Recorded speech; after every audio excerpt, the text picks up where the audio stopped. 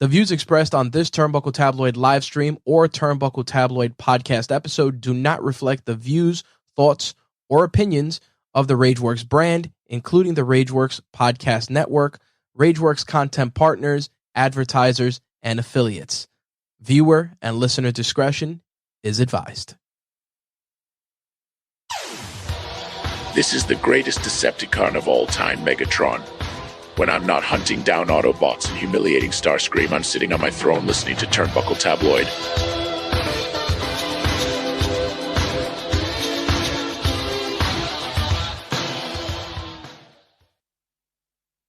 Five, 4, 3, 2, 1, 0. All engine running. Liftoff.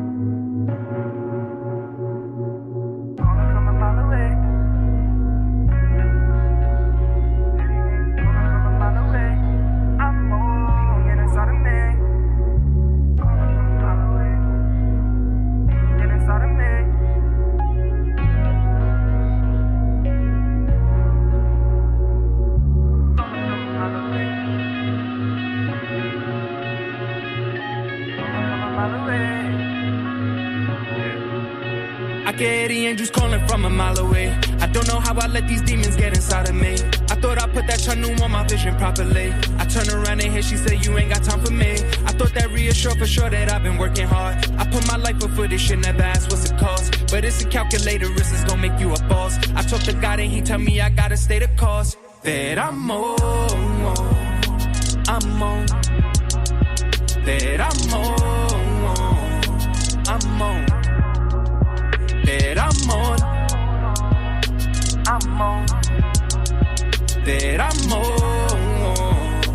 I'm on.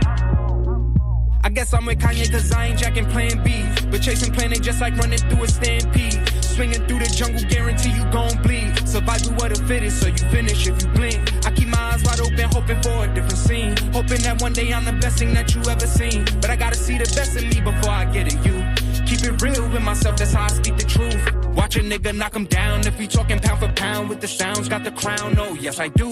That's a different story, hard to keep my mouth shut, I love basking in the glory. We gon' raise our bottles whether we drinking they saw 40. I don't give a fuck, you know love is love. We ain't here to judge, any nigga watching your pocket know he ain't real enough. I ain't gentrifying my niggas but I still build them up. Let's never been more, especially since they killing us. All my niggas with me got shit looking like a pilgrimage. You should split the bill with us but rather be villainous. I got too much on my plate, I can never hate. When my conscience kill me I just pray and meditate. I can hear the angels calling from a mile away. I don't know how I let these demons get inside of me. I thought I put that channel on my vision properly. I turn around and hear she say you ain't got time for me. I thought that reassured for sure that I've been working hard. I put my life up for this shit, never asked what's it cost. But it's a calculated risk, it's gonna make you a boss. I talk to God and he tell me I gotta stay the course. That I'm on. That I'm on. That I'm on.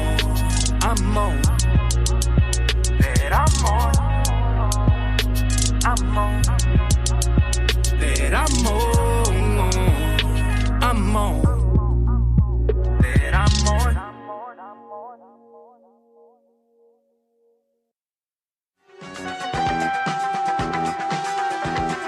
This the Night Industries 2000, but you can call me Kit. When I am cruising the streets and fighting crime, I'm also listening to Turnbuckle Tabloid.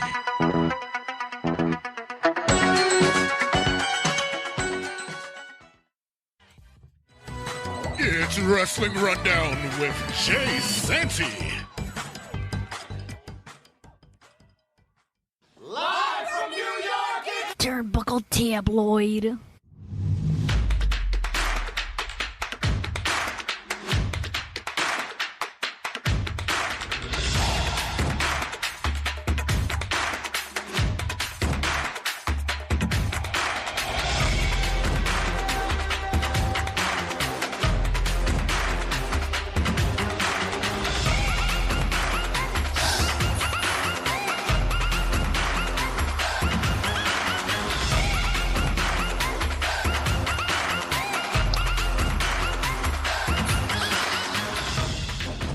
if this week can't come to an end any faster,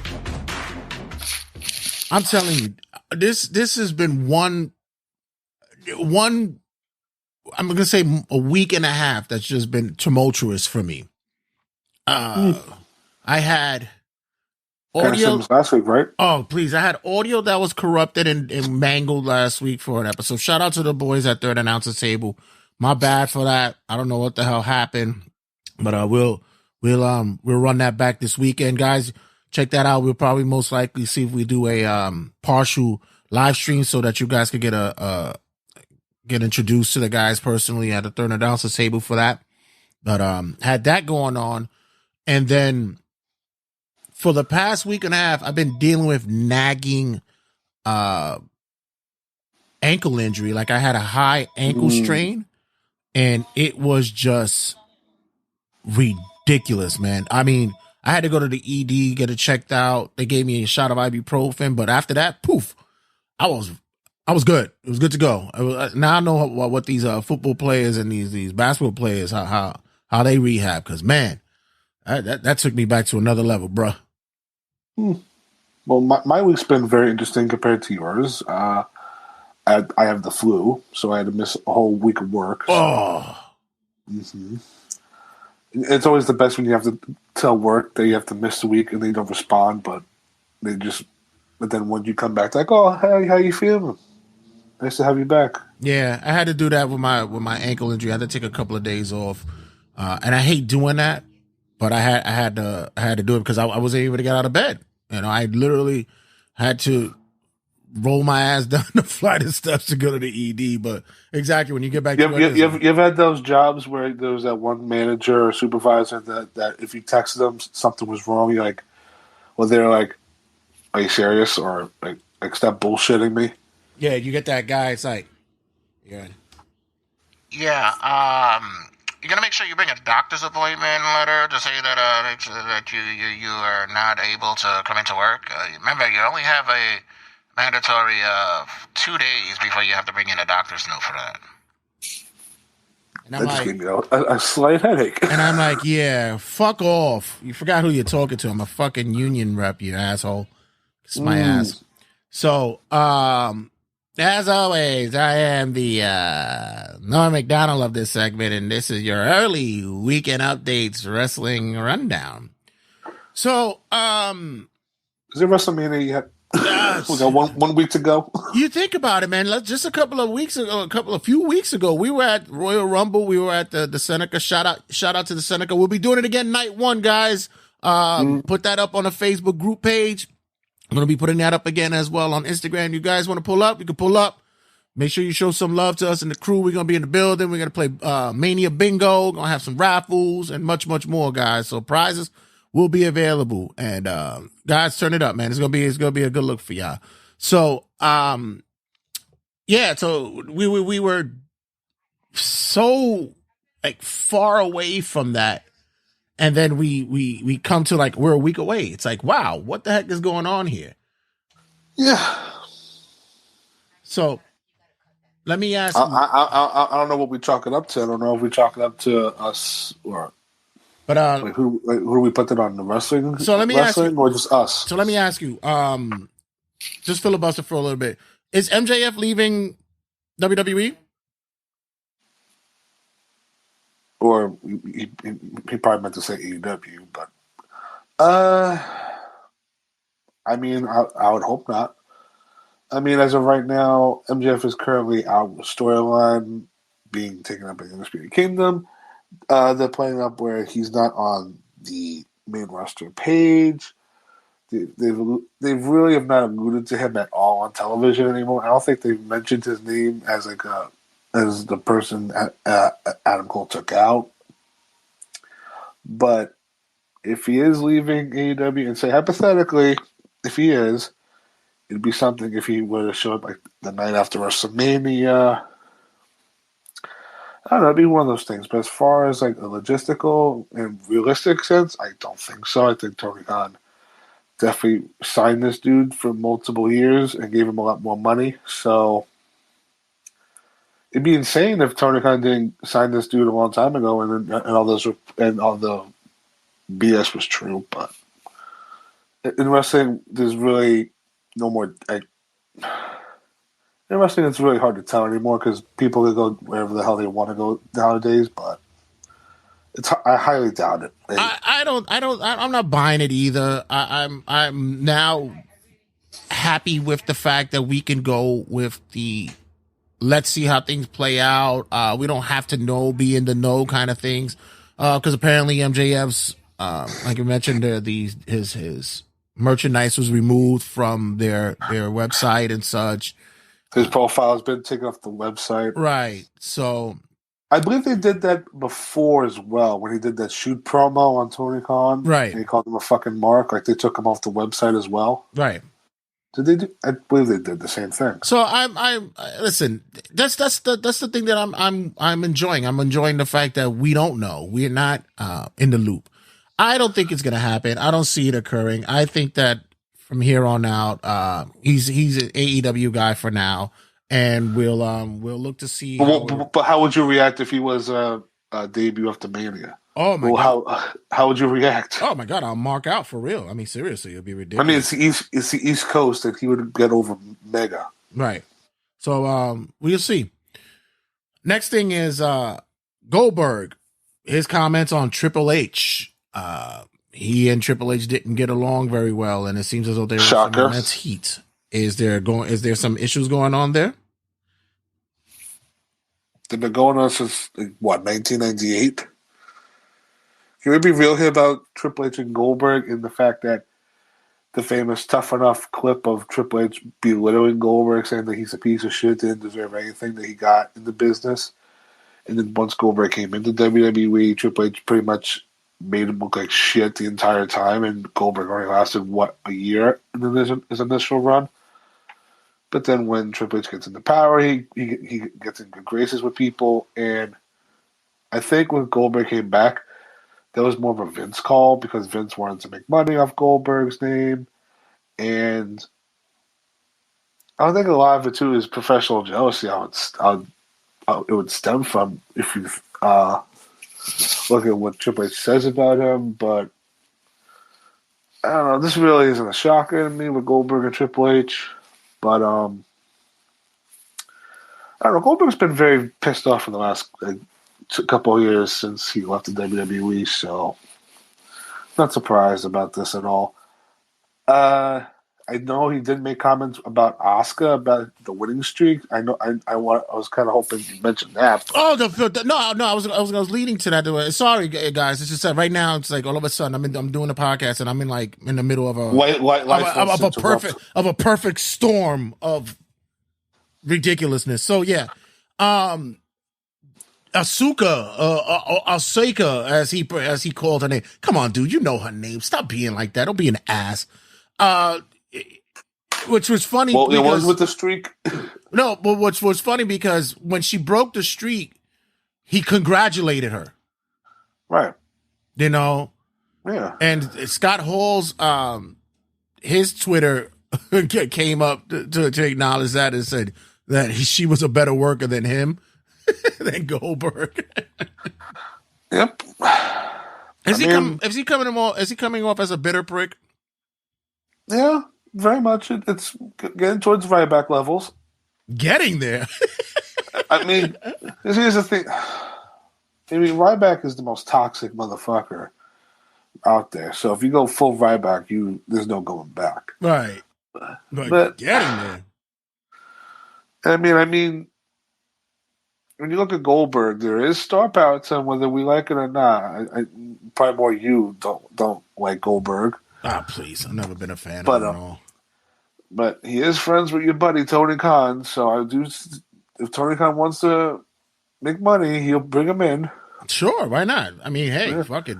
Let him be somebody else's headache. Fuck it. And not for nothing, for Goldberg's sake, if he wants that last run that he wants desperately so damn badly, kindly shut up, because maybe Tony will bring you in and give you like a year. Right. Give you maybe like 3 pay-per-view paydays, and that's it. You get right off in the sunset happy. Yeah, make that last cash and then just move on, brother. Next up, Are you excited about the new Twitter show, WWE Speed? Apparently, it debuts next week. They're introducing a new title for it. It's going to be the new Speed title. Each match has to be 3 minutes. And we have some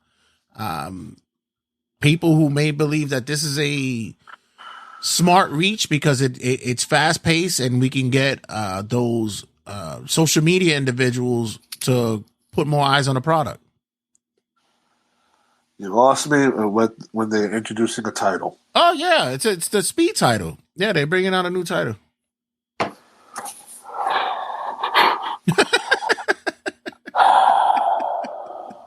Right.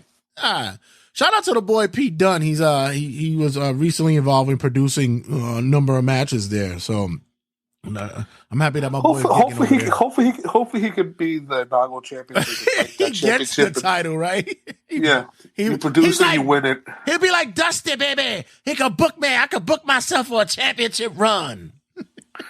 So I believe we heard the first of this at the 40 press conference, right, in Vegas. Right. And now, a month later, it's already become a thing. Bring Gilbert back. Moreover, good dude too. Yeah, bring him back. And shout out to Gilbert. He was dealing with some. Dwayne Gill was dealing with some health issues early on, but he made a bounce back. So shout out to him. All the credit to fucking him for getting. What would you call it? A parody gimmick? Yeah. A parody of and getting it over. He's probably the most successful parody gimmick in wrestling. Yeah, I kind of see where they want to go with the whole idea of the promotion. Well, the show concept, 3-minute matches, could get more individuals who have a kind of a short attention span when it comes to this day and age wrestling.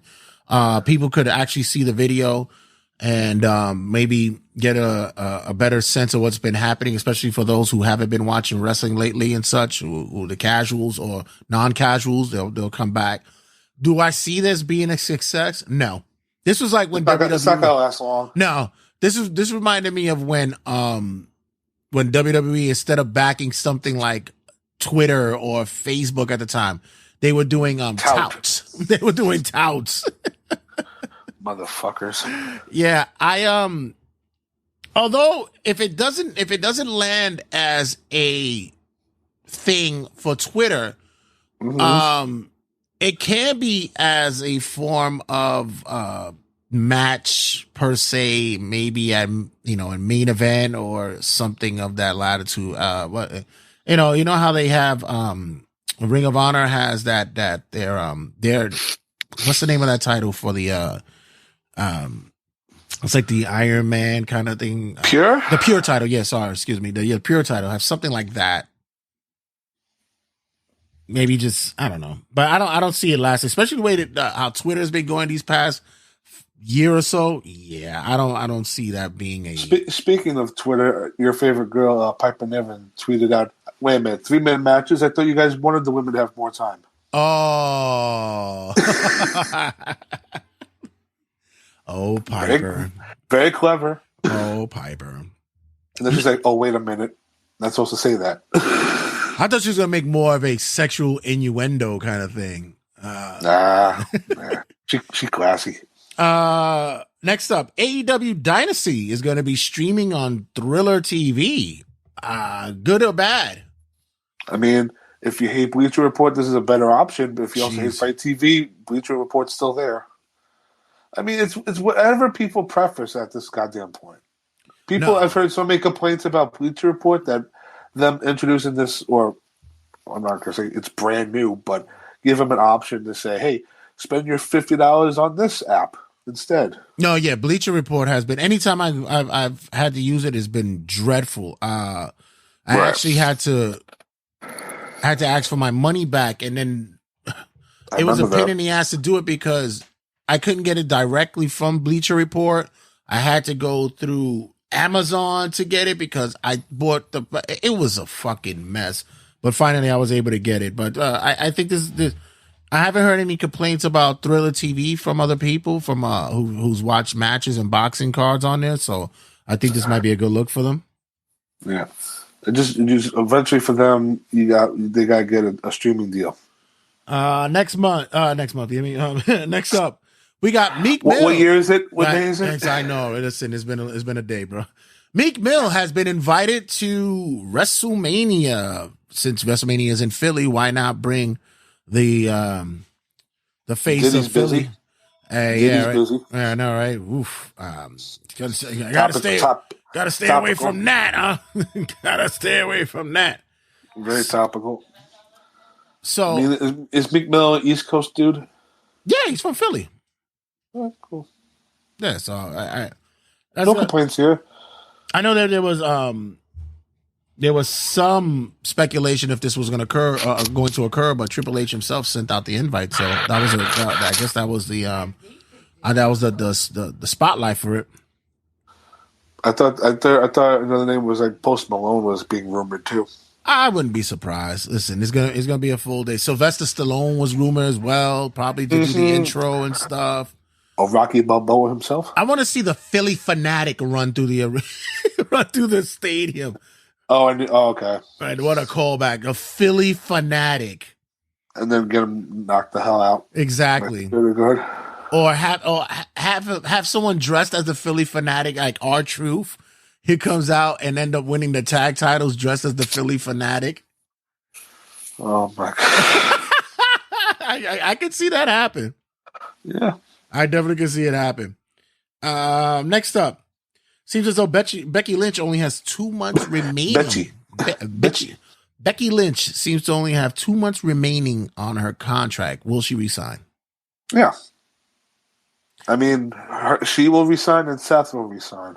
Is there a discrepancy going on with how the money's being thrown with let's say with Mercedes Moné and such? Do you think that now WWE women will be trying to get that same kind of bread? I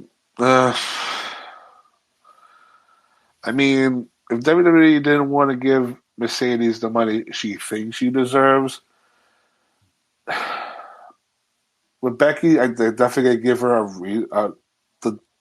reasonable amount that she deserves. I don't think that's a question at all, like a debate at all. I think WWE will pay her very fine to stay. Well, South, they're WWE diehards. I would be shocked if they do something else. It wouldn't make any sense realistically for both of their careers either.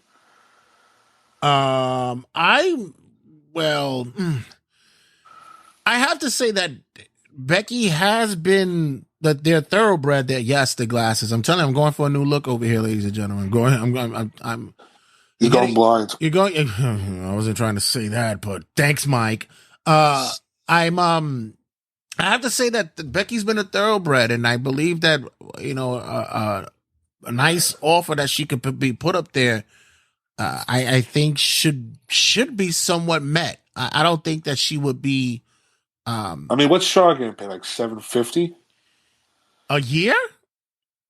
I'm asking. I don't know. Like, no, is that what she? Is that what? No, I heard she was in the millions. I heard she was up there. So she got in the million. Yeah, I heard she's in the million. So I wouldn't be far fetched to believe that Becky gets $1 million deal as well. And plus, I think that seeing that the family has been doing well. But in your mind, would that be fair? A fair for the contract, like $1 million, whatever. Yeah, I think because with them it's not about the guaranteed money is going to be there, but It's also about the it's about the years. How much is on the years for that money? So I think it's going to be Poster's going to be in a DLC. That's going to what a wasted spot that is. Posty. Post Malone. Oh, right. I think that with the years is what it takes. Usually it's about a 5-year deal that they'll take and such. So, the money will be there. I've been saying that the money wise, the WWE will take care of them, especially, their family, Seth and such. Speaking of which, also the there has been a new policy about consensual relationships that was just put out there as a memorandum, seeing as though about the whole Vince McMahon issues and such. No, you can't say his name anymore. Oh, wow. That's the other policy. He's gonna pop out of my bathroom like Candyman if I keep saying his name like 3 times and shit. Like the fuck. I mean, way to go.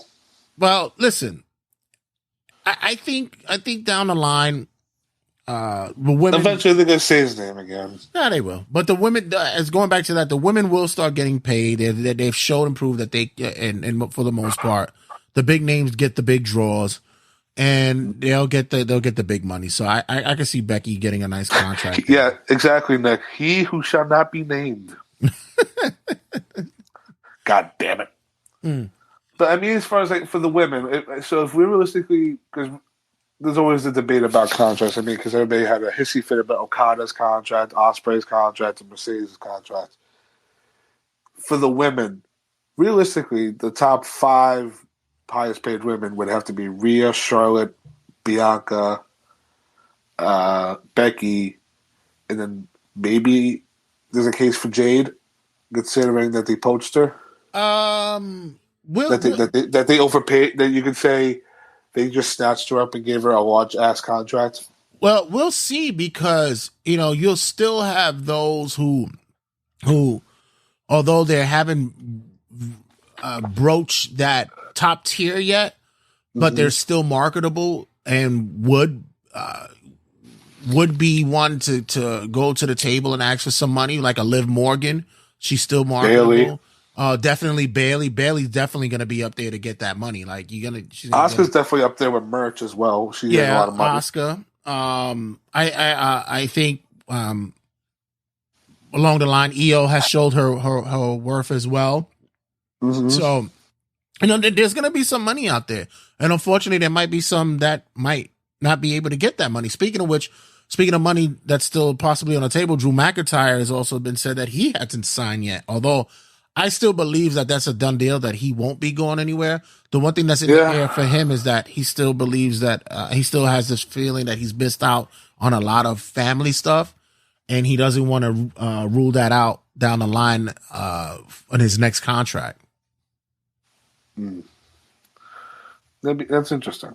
Yeah, I mean, like he's another one of those guys where I don't see him jump into the other company. It wouldn't make sense for him. Which, by the way, I know Swerve Strickland said he would like to see him jump, but as a fan, to be like, yeah, no, I don't want to see Drew McIntyre, Galloway, and AEW. It wouldn't make any sense. Yeah, so we shall see. I think this year's contracts and free agency markets will be a little bit interesting. We just spoke earlier about the MJF thing. I still think that he's already locked in with AEW. I don't see anything going on. Yeah. But I don't know. His relationship with Cody has always been solid. Same like we saw Shawn Spears go to WWE. There's others who have expressed that they haven't been happy in AEW and are hoping that the doors are open to WWE. And like I say, same thing with WWE, vice versa. So there could be something there as well. So before we go to the main event, what's also available there is the Slammies are returning. Are you happy for this? Yeah, I like it that I always like the gimmick. It's always an interesting concept. I like it that they did it for WrestleMania season because that's how it used to be around the time. So stand back, stand back, stand back, stand back. Was it that when they were making that stupid CD? When they were selling that CD? Yeah. You gotta know how to hold it, like Tony Maroney. Oh God, I'm old. Yes, you are, sir. Yeah, that's why it took me a week and a half to heal from a sprained ankle. Who would be this modern day like Vincent Cleveland to like do a musical number like that? Oh, on the WWE roster today. The Rock, please. What are you talking about? Please, be The Rock. That's a no-brainer. No, come on. Think of somebody else. The Miz. I would think The Miz would do something like that. Yeah. I mean, also with the Sammy Awards, like it's a good thing to bring it back. All right. Henry just slow week, gentlemen, ladies. Henry just chimed in. He said Mike Santana said kind of says someone else was using with WWE and is leaving to leaving. Oh, but of course, he puts R-Truth. Oh no, R-Truth to be one of the R-Truth would do the Vince McMahon thing. Of course. Oh yeah. Listen, of course, I'm getting over the flu. I'm reading everything no, but listen, it's I could see R-Truth doing a rap with incorporating a lot of the roster members. It'd be very cool. Listen, the whole exchanging of talent, this is what it's here for. This is what we wanted it. We can't just sit there and think that WWE is going to sit there like years ago and monopolize the business. Now this is what you want. You want to see talent swapping. You want to see talent go from one place to another and see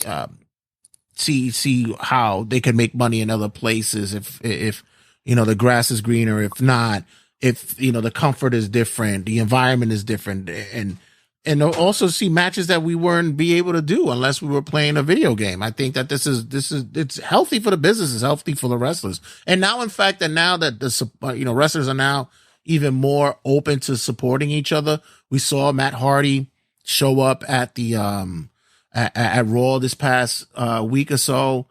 We saw Bayley and the girls show up for a Mercedes debut. I mean, and as much as people will say, isn't that like crossing enemy lines? It's like, nah, not really. They're not in the back. They're just in the crowd chilling. Yeah. I mean, Ripley was on Logan Paul's podcast, and she openly was like, Buddy Matthew, like Logan was trying to insinuate, like, oh, you guys having like a B4 with the companies in your house? And she's like, no, we don't give a fuck about that. Yeah.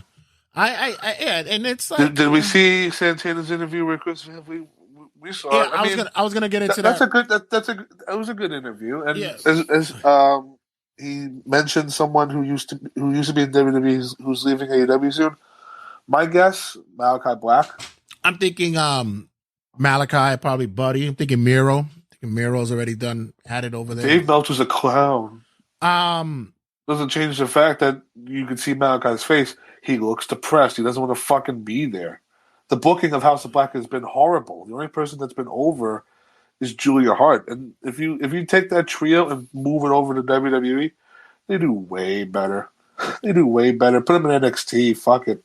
I think that I thought the Santana interview was interesting. Miro as well. Miro could be another one. I thought Santana's interview was interesting, to say the least, because Jay has very personal.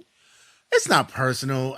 It's more, I'm saying you know him more than me. I really don't. I mean, I know of him. We've spoken. I think I know Ortiz more than I would Santana.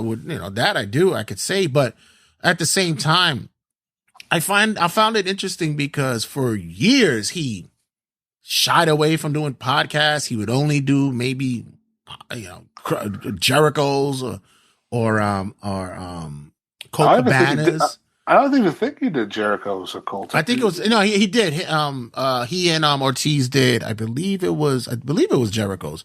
They did there because I remember when they debuted. Yeah, I remember because that's when they shouted out Red. They talked about Matt Travis on there as well. So I remember that conversation. But I think that right now this is him doing his publicity tour, and he spoke about he's gotten some phone calls from WWE. I remember when AEW was kicked around, we had Ortiz on the podcast, and he did tease that there was speculation that there was an opening for them to go to NXT, but they chose AEW instead. Now, I remember that. I remember there's a lot of speculation on where they were going to go. Right. I'm still thinking that this whole publicity tour thing, it's him fishing for something. Because I've never heard this dude be open and so friendly to conversation and dialogue. I don't know. It was a little bit, suspect for me. You got a big question mark on your sir. What do you want? Let me see. Brody's not leaving. I don't know. I mean, yeah, he might stay, but I think 2 out of 3 could leave. Buddy Matthews and Malachi could go back. I love how you tried to spell Van Vliet's name twice and you misspelled it twice horribly. Listen, we're all not spelling champions, bro. I think Ray, with the new Respect the Craft graphic, shout out to him. Yeah, I think that I think for the most part, I think that it's gonna be interesting to see where he lands. He said Santana said he is open to returning back to TNA. Anything's possible. That'd be the more likely destination. That would be for me. That's the way I would look at it. That would be the best place for he could get main event levels right there off the rip. So yeah. So that I'll close it out with that. Shout out to Nicholas, who has to go back to work, but he's going to listen to the podcast this week. Thank you, sir. Thank you, sir. Before we get to the main event, I'll see you next Saturday, man. Oh yeah, definitely at the Seneca, baby. Hey, night 1 of WrestleMania, guys. Check us out. The Seneca, Ridgewood, New York. The posting, the flyer is in our group chat. But I also have the I did the whole event posting. I've never really done that on the show, so we gotta do. Look at you! I know, right? I'm not. I thought you got hacked again. I know, right? It's like shit. Look what Jay can do.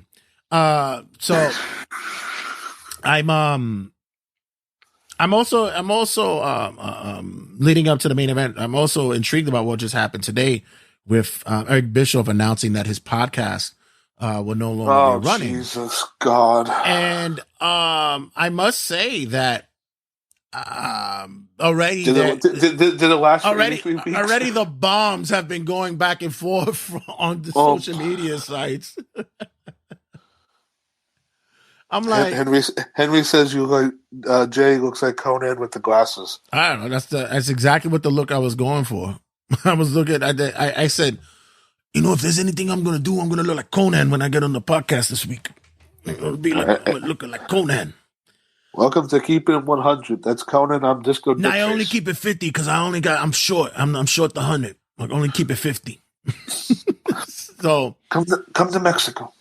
So yeah, and by the way, I agree with this wholeheartedly. This they need to take this away from Santana. We're not gonna. Yeah, I'm not gonna let say that out slide. loud. No, fuck that. I say it as loud as possible. No, I say it out loud. They need to take that belt away from him. I keep saying he's the worst champion they've ever had. Honestly, it's terrible. That match with Pentagon finish was not good. I was listening to I think it was What Culture, and it's like Mike Santana. He has a couple of title champions out there. House of Glory's world champ, and I was like, oh God, you really brought that up? God no. So title champion. So Bischoff, his podcast is done, and there's already been some back and forth going on. Tony Khan has made reference to him in a negative light. I love it. I love the fucking drama. I love to see all the tea spill all over the place. I'm fucking good with it. I'm happy. I like to see this shit. Because you're a sadomasochist. Of course. I will sit back and watch the car crashes. I will watch You'll NASCAR watch the world burn. I will exactly. I would watch NASCAR just for the car crashes. I'm with the shits. That's all it is for me. You're the little girl in the meme picture of the little girl with her face with the fire towards us. Yes, and she's just just looking like that's you. Oh please! I'm listening to this whole podcast that's happening right now. It's like a whole universe surrounding this one individual that everybody can't stand, and the person in the middle of it is such a fucking asshole and a despicable piece of shit. And everyone around him that's making podcasts about him and such is making money off of him. And it's amazing. It's such a train wreck. All of them are pieces of shit. But I just love listening to it. That's where at podcasting now, huh? Oh, of course, please. So Bischoff is gone. Jay losing weight aging like Maury Benjamin Button. Wow. I like that. That was from Isaac. Oh, you see, Isaac, he knows how to make me feel good inside. It might not come out. It might not be shown as a glow. Whenever Isaac speaks, I should glow like I'm becoming Super Saiyan. It should resonate through me. So with Bischoff going down, apparently Bischoff has said that he's done with the podcast. He has other outside entities that he's inquiring about, other business ventures, blah, blah, blah, blah, blah. We already have the naysayers and the haters and such, blah, blah, blah, what they say, whatever, regardless of what it is. Tony Khan just couldn't help himself and just had to laugh at him. And I don't care. Like, you know what? And I fuck with it. Fuck it, Tony. Take a shot at him. The Bishop has been taking shots at you all the fucking time. So fuck it. Take a shot at him too. Fuck it. Who cares? But my whole thing is that, like, it's not, bitterness and such. It's critiquing. It's just the business what it is. Listen, Bischoff had a gig with WWE. He had a spot there. Mm-hmm. And if you listen to his podcast like I did, you listen to this podcast, he explained it. He says, I had the gig. I had a solid gig. He says, my heart wasn't into it. I knew it. They knew it. And when my release came, I was fine with it because I was ready to go back home. He says, I was fine with it.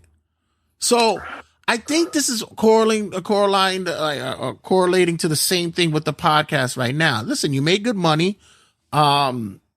You got, sometimes the road has come, it comes to an end sometimes.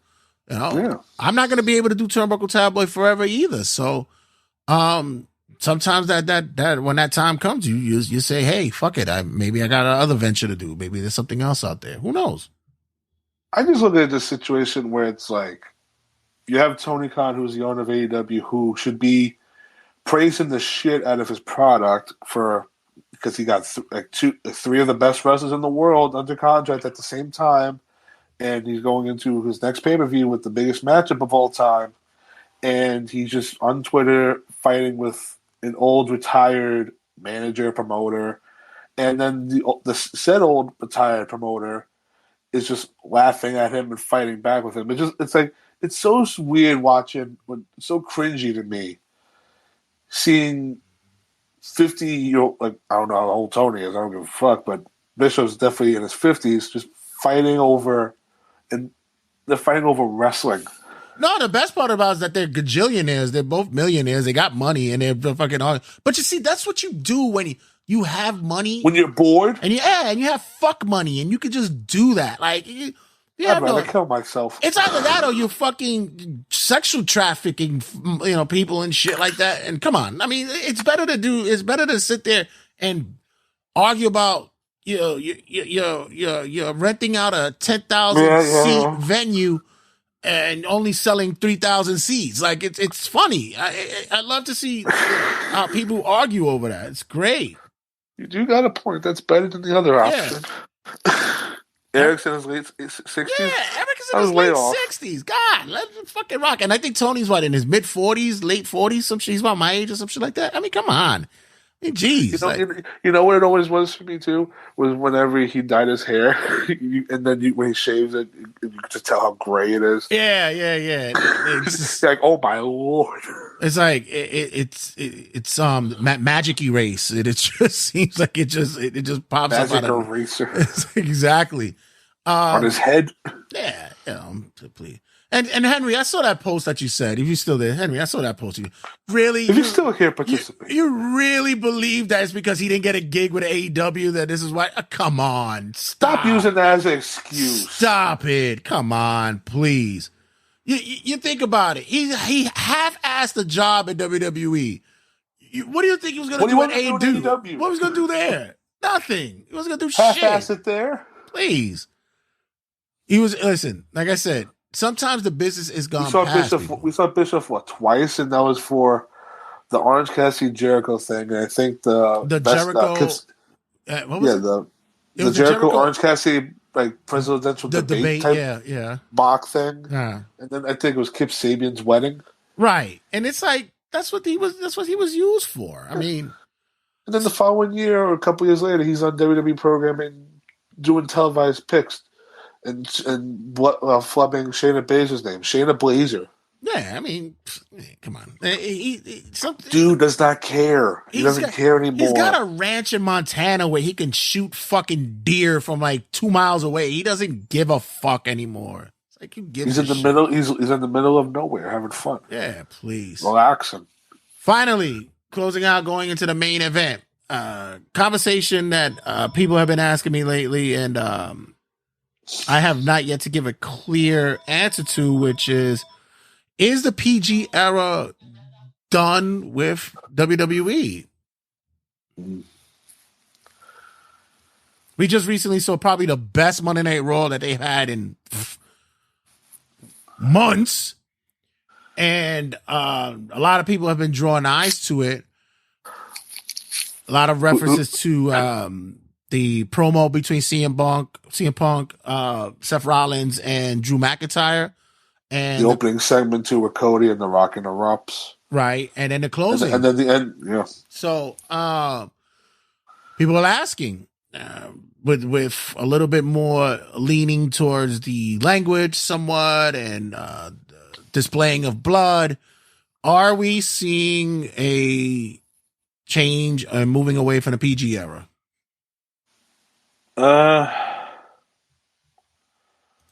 Is it going to stop being PG? I don't think so. I think they're going to allow more edginess stuff because, I mean, it's still PG when we're getting holy shit chants from the crowd, but as we're watching on TV, we hear holy, and then it goes mute.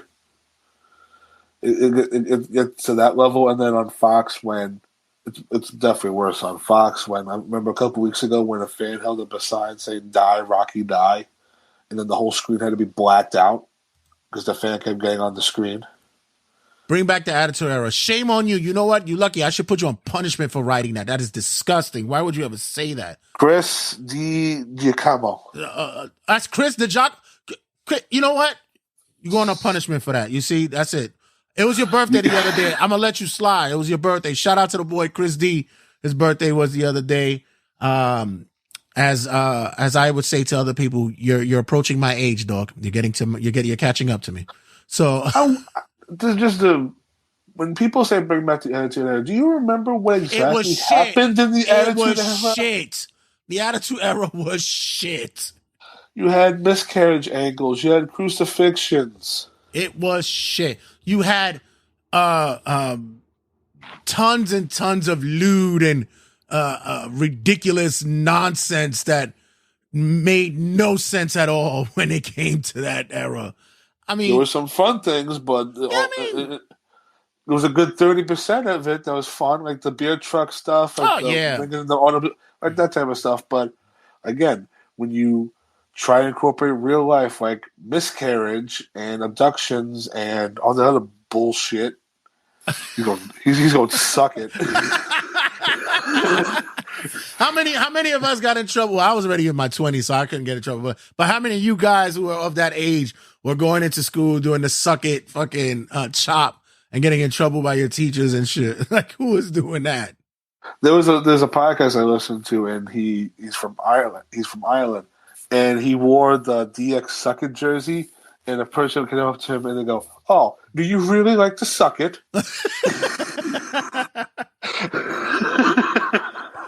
So, the Attitude Era, like I said, it had its moments, but for the longest one, the stories were bad. They were shit. Remember, this is when Brian Pillman pulled out the gun on Stone Cold in the House Invasion. You had Big Show getting dragged around on top of a coffin. You had what are you talking about? That was a fun moment with Boss Man. You had Al Snow eating fucking a dog, a dead dog. I mean, come on, man. These weren't great moments. You had a porn star that was hooking up with women every week. You had the Godfather bringing out the hose. Yeah, I mean, come on. It was, it was done for shock and awe. It was something. But I think what for me, what was going down for me is the fact that I'm tired of being talked to as if I'm a child. And that's what WWE was doing to us for many, many years. We saw it with the Roman Reigns promo, the Thuffer and Thuckatash bullshit. Even recently, Seth's promo. I was like, so is that all you got, Seth? Like, come on, you gotta step that up, man. Like, you gotta do more than that. Which one? The one he did against The Rock or the one on Monday? The one he did against The Rock. At least Monday, he was better. It was like, well, Monday he had to step his game up because he had two of the fucking best in the business right now going at it. You have Punk and Drew going at it. Not gonna lie, if they didn't have Seth in that segment on Monday, you would forget what the Mania match was. Exactly. Legit. I love the there was a part where the part when Punk is are you a Scot in a kilt or something in a skirt? And Drew tells him, "Oh, hold on there, mate. You don't want to say anything more that could get you canceled." It was so awesome.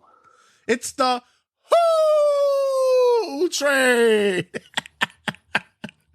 Okay, we might have had some good moments there with that. Little 5-year-old me was very happy about seeing the whole train. The best part about it is that rather than it was just getting this because the whole Attitude Era had like a bunch of catchphrases, so getting to repeat some of the catchphrases was very fun. But not in public was no fun. My mother did not like this. No, but the best part about that was the gimmick was Godfather didn't fight matches. It was just like, yo, just let me get the win and I could give you. Yeah, going back and looking back, I forgot that whole part of it when he goes, "Listen, I know I could kick your ass, but instead, I'll give you a hoe." Exactly. I forgot that part. I was like, wait a minute, what? Yeah. So, so that's what I mean. Like the whole moving away from the talking to the audience as that's their children and knowing your demo. I was speaking to Hank Flanagan. Shout out to Hank. We're going to get him on the show really, really soon. He's going to make a return for Hank's Happy Hour. And he explained it that now we're looking at a different demo that's grown up. The Attitude Era kids are now adults. The Ruthless Aggression Era, they're those kids, they're young adults. And that PG era kids are now going into their 20s and stuff, or, they're in their 20s now. They're about to be adults themselves. They're adults. So, you got to go with the ebb and flow of what's going on with that same demo. The kids are always going to be there. Regardless, you're always going to have something for them one way or another. Cody is their hero now. Correct. He's this generation's kids to John Cena was for like me and a lot of other people as well. Right. Cody is their hero now. And as Jay, for you, it was like you were more the heels, but your equivalent was fucking Hulk Hogan. Oh yeah, the face of the company was Hogan. That's who it was. Bob Backlund. No, how far back we going? Nah. I came in around the beginning of the Hogan era, like about 83, 84. That's when I was introduced to wrestling. So Hogan was the face. Meanwhile, for the Attitude Era kids, they had The Rock, they had Stone Cold, they had The Undertaker. Realistically, D-Generation X. Out of like the child-friendly characters, Mick Foley was the only one really. You had a clown that no one liked. That goes to show you what the Attitude Era was. It was which clown? Doink. Oh. Although he was the next generation, he slithered into the Attitude Era a couple of times in there as well. So, I mean, nowadays we're looking at where the personalities are a bit more real, if we could say that in wrestling now. And they're going to have its moments to where the wrestlers have to speak like human beings. Like they have to speak that, that promo with Punk, Rollins, and McIntyre was a breath of fresh air. Like shit. That's what I missed about when wrestlers fucking spoke to each other. Mm-hmm. And also, there was discussions about the back and forth with the whole blood thing that happened on WWE. Oh God! Henry, are you here? And it wasn't only him. I didn't see his until later on. But I was looking at early on once it happened, and I'm looking at the next couple of days that followed. And I just love how Chris is just naming wrestlers now. That was the Boogeyman. Boogeyman was later. He was in Attitude Era. Boogeyman was later. Yeah. So Rock made Cody bleed in the rain. So, okay. Rare for blood to be on WWE programming. Right. And my point is, you're really going to compare what WWE just did to what AEW does to a weekly, monthly every occurrence. fucking week on AEW. Every week is a fucking blood-fueled match or something, Amanda. Like, that's Jay, why the product has been desensitized. Jay, can we agree, aside from like a Bryan Danielson match where he bleeds, if anybody else bleeds, it's for no reason at all. Right. Or if Danielson bleeds, it goes into his matches. Right. If Moxley bleeds, it's just, because fuck it, I want to do it. And this is the reason why WWE got the attention that they did, because they hardly ever do it. Right. So to give it that it looked real value, too. It was like fake blood. Either. Right. That was he got color up for real on Monday. So to give it that shock value, to give it that sense of holy shit, if WWE was cranking that out the past few weeks, we'd be like, again. I'd have really complained, because I'd have been like, I'd have really said like, wow, you're really trying too hard now, WWE. You're really trying to chase the other team. But you're watching the other product. Yeah, way too closely. But at this point in time, what would be different now is that AEW has a show and no one doesn't bleed. You don't see Konosuke Takeshita and Swerve Strickland bleeding in their main event match. Right. Like that. See, that's a breath of fresh air. It's like, wow. Ospreay and Shibata had a wrestling clinic. Guess what? No blood, because it wasn't needed. And I was surprised that either one didn't, because I would have thought that easily Ospreay or Shibata would at least bled once, something. And meanwhile, Shibata had his brain taken out. Exactly. I don't even think he has any blood up there. So maybe he could have drawn from somewhere else. I love that story. So they took his brain out of his skull. I know, right? He's a fucking zombie. he looked like it too. Yeah. Wow. But it's in not a 6 week build to WrestleMania, and in week 5 we decide, okay, we're gonna make the top babyface bleed. That works. Of course. Not when like 3 weeks in a row we're gonna have Cody bleed every week for funsies. The other thing that people are talking about is that now that the use of language is such, it's like, okay, like I mentioned earlier. The Rock just has a potty mouth on him. He doesn't care. We know that shit already. He has no restrictions. The whole roster's under restrictions. Well, I'll say this. He's supposed to have restrictions on Fox when he's on SmackDown, because that's network. And it's like, okay. So why do you think they did it on USA Network? Right, exactly. They gave it a little more flexibility on cable. So, but even still, when it comes to language, I'm one that I find more humor when you bleep it, because I find it hilarious. I think it's more, it leads to the illusion like, yeah, I know what you said, but when I hear the bleep, it's actually funnier. But at the same time, these are grown men and women who are, quote unquote, going to fight each other. So emotions and words are going to come out. I'm not telling you to cuss every promo. That's not what I'm telling you. There is a buildup for it. When you get to turn around at the end of the day and Kevin Owens wants to turn to Logan Paul and tell him, I'm going to beat your ass at Mania, that's when it's like, whoa, shit. Like, you build up for it. It does. Remember when Vince told his son Shane on national TV, I'm going to have one more chance to give you a fucking beating? Right. And they bleeped the whole sentence out? Right. You see, I'm okay with those moments. It's good. It's healthy to do that. How many times can we hear WWE wrestlers call somebody a bitch? The most overused curse word in the dictionary. Yeah. Now Ricochet said, "I'm gonna bust." Rick O'Shea. If Ricochet turned around and said to somebody, "I'm gonna bust your ass," I'm gonna be like, "Oh," because he don't talk like that. I'm like, thumbs up, bro. If he would have said that during the Logan Paul feud when he was talking about his girlfriend, I would have believed Ricochet. For real. By the way, he and JD McDonough had a really good match this week on Raw as well. I had a good time with that match. That was another thing too about Raw too, was that with the 3 hours they were able to do these segments where you had talking promos, whatever you want to call it, and then splice in a 10-minute excellent match.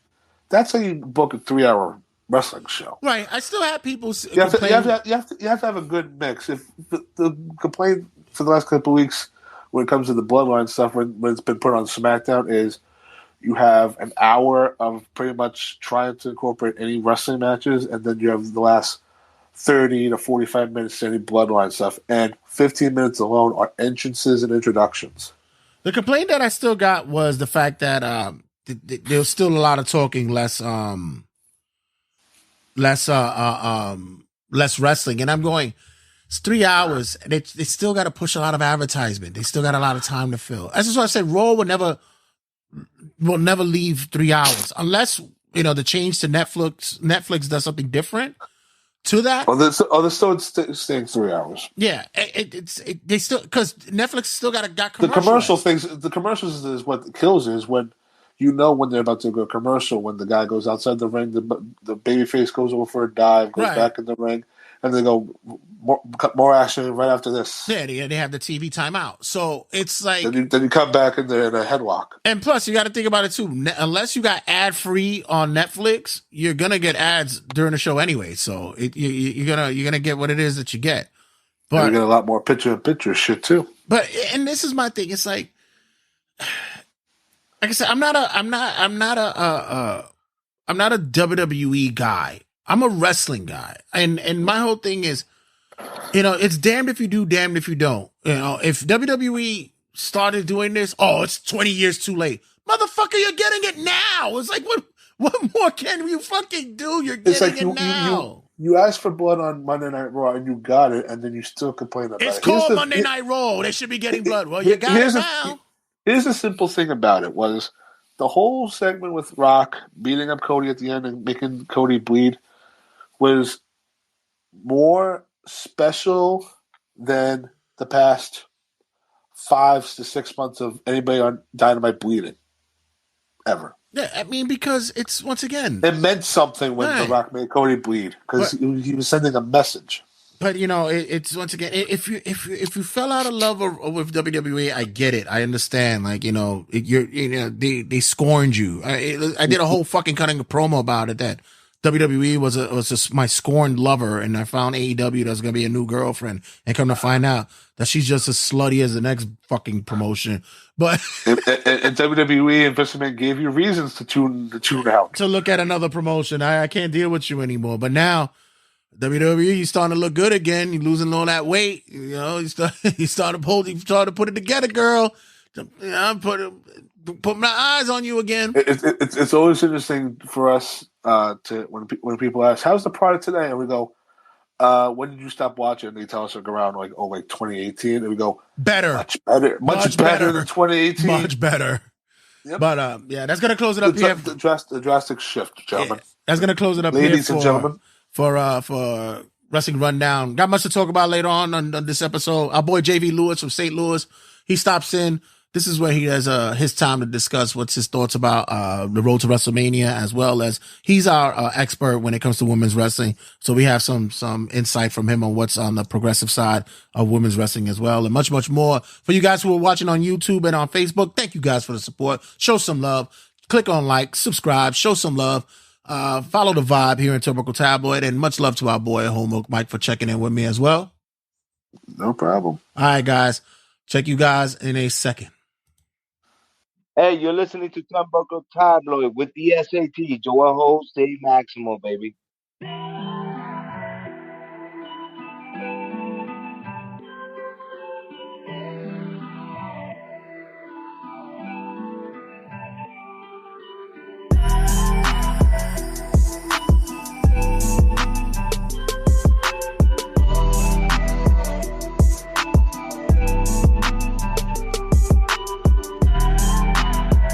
Seems like 2024 is like the year of change for everybody, man.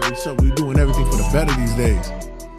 Yeah, absolutely. Except for Diddy, though. Diddy looking like he on some bad shit right now, bro.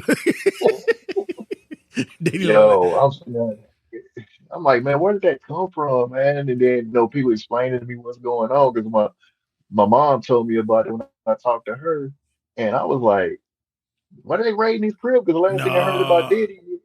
Bro, there's always been accusations for years, man, and this whole Diddy shit has been something crazy. Like, on some realness, I was telling my family, I said, yo, The devil's gonna have his due one day or another. You know what I mean? And Mhm. if everything that he has going on right now about the whole shit, if all the allegations is true, you know, Mhm. let him burn for it. But the one thing I want to know, if they're gonna find out if he has something to do with Biggie, if he was part of the Biggie and Pac going down, bruh, Yeah. that's all. It's like the JFK fucking conspiracy, bro. Hey, I mean, like people have, you know what I'm saying, put that out there that he was like in on that. You know, that has been that rumor. His man, his bodyguard was already, he had already put that out there. So it's like, bruh, it's crazy. If you're gonna fly out to the islands where they know they can't extradite you, and it's you on the clock, boy, you already know something's going down. Yeah, he better stay wherever he at. He better stay there. Yeah, it's the new Vince McMahon shit these days. We're talking we're talking to our boy JV Lewis from St. Louis checking in. We haven't spoke to him in a minute since the new year and such like that, and there's a lot to catch up with him. But speaking of the Vince shit, the old man is gone, and we'll get into the whole thoughts about the business itself now that he's gone. But what's your thoughts about with the allegations and everything? Man, hey, that's the thing, man. It was always something with this man, and the fact that everything came out, and that man is like straight gone for good now. And man, it's good. And like I said, all this stuff is true. He should burn for it. You know, he always kept skating by and everything. Like the first time when everything came out, he left, and then he finagled his way back in. Then the stuff, allegations kept coming. It was like, yes, finally, this is what we've been wanting. Finally get this man out of here. So now, you know what I'm saying, enjoy the money you got, because you're gonna be paying all type of court fees now. Gonna pay court fees. Shit. I mean, we're looking at it even across the board. We, like we just mentioned with Diddy, even fucking the former president, the fucking the red faced bastard himself. You know, he himself is got to pay his dues along the way. Like I said, you know, the devil's gonna show himself one way or another, and they're gonna get their up and comings. But can't really see it. But with that, we get the transition of once the old man is gone, we see what the changes that's been occurring. TKO to you know, they're now the flagship of the company. Endeavor came in, they did their business, put Rock as the executive here, and Triple H is so far in the clear of everything that's going on. I know some individuals trying to throw a little dirt here and there on him, but right now, the only thing I said about what's been happening is not like, please, Lord, please don't have dirt on Triple H, please. He's been doing so well. He's been doing so well, bro. Like, no, let's not fuck this up, man. Man, okay, because after him, like, who's next in line? You know? Oh man, the only thing that I could say is that they have like Jason Jordan guys. Those are bookers. They have Robert Roode. He's been in the line of bookers, but like creative wise, it's like, Jesus, who the hell is there? Jeez. Yeah, right. Yeah, there's nobody that's been there like long enough. You know, I mean, it's gonna be straight up. You know what I'm saying? Her catch, and then work with what you got. The only one that I could say is that has some kind of possible booking and creative history there. He's been low key for a minute. Has been the wrestler formerly known as Abyss. He's been there for some time. Oh, yeah. So at least he'll have something connected to it. But oh my God, like I mean, right now, WWE has, I mean, I don't know if you agree with me or not, but the fucking intensity and the slope on the upswing for this company has been crazy this past couple of months. Yeah, I mean, I agree. You know, things for the better. You know what I'm saying? We're not like, you know, watching Monday Night Raw and be like, man, this isn't over yet. You know what I'm saying? We actually enjoying the 3 hours now. We not, got Raw isn't background, what I'm saying, noise anymore. You know what I'm saying? Like it's balanced, it's like even if it's something you're not interested in, it's still keeping you, what I'm saying, watching, because it's something that you may like get out of it, and like that's why we've been wanting, we want to be entertained for these 3 hours. Otherwise, we could easily just run off to something else, and that hasn't been the case lately. How's it been with the just the tangibles that's been going down with The Rock coming in, being a part of, the Bloodline storyline, slowly but surely Drew McIntyre's development as like the purest heel look that we going on. Seth Rollins and his mix with that as well. Even the middle card, the mid card with Logan Paul and the possibilities with Gunther and such. It has this with WWE has been like a renaissance with them, like a reemergence that's been happening with the draw these past couple of months. Absolutely. You know what I'm saying? Like Gunther right at the top. You know what I'm saying? The way, the prestige he's bringing to the IC title, he's a way better on the mic than people ever thought he was. Mm-hmm. You know what I'm saying? And he's a respectable heel. He gives, he ain't just like, man, y'all trash, y'all garbage. He gives people their props. You know what I mean? But at the end of the day, he like, you good, yeah, you got all these accomplishments, but you not me, and you can't beat me. What's your thoughts about the whole idea with the Sami's ain't going for the IC title, but at the same time they had the underlying story that Chad Gable is like the sad sack story. Like, what's your thoughts about that? Yeah, I wanted Gable to be the guy. I wanted him to get a rematch. It's just funny what difference a year made that, what everybody's saying about Gable. That's what they were saying about Sami last year. How everybody wanted Sami to replace Cody, to be in the main event, to go against Roman. And it's just after all, it's like, Sami, you cool, but you yesterday's news. You know what I mean? Like, it's time for somebody else. And Gable is that guy, and we've been wanting Gable, to break out for the longest. Like, obviously, he broke out with Alpha Academy, but his single matches, even in losses, we already know he that dude. And who better than, to take that belt off Gunther, somebody who hasn't had a single title before, and I really like the interaction between him and Sami. It's like, he up in Sami's face telling him, what you need to do. It's none of that goofy stuff, it's straight serious. And he's like, hey, Sami, you need to listen to this dude, man. He's telling you what you need to do. So Gable, he keeps this character, this serious character, it's like he's taking, like, at first he was just a goofy life coach. Now he's a serious life coach now. I took him as like the modern day Bret Hart, where he was with a tag team. He had his foils and singles one way or another, and then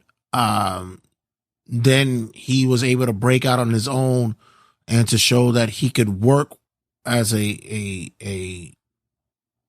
wrestler to put other people over, but at the same time that he could excel independently, technical wise. And the one thing I can say that's better than Bret is that he's actually able to speak on a mic. He's very vocal on a mic.